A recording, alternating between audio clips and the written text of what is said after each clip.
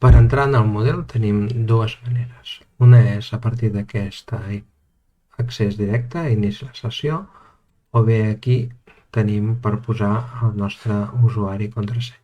Qualsevol de les dues és vàlida.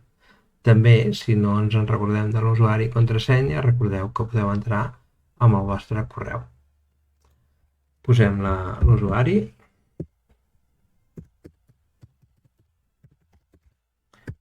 i ens dona accés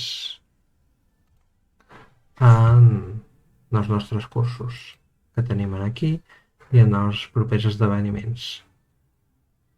Per sortir, doncs, és tan senzill com anar al nostre usuari que tenim aquí i dir-li surt. Fins aquí l'entrada i sortida.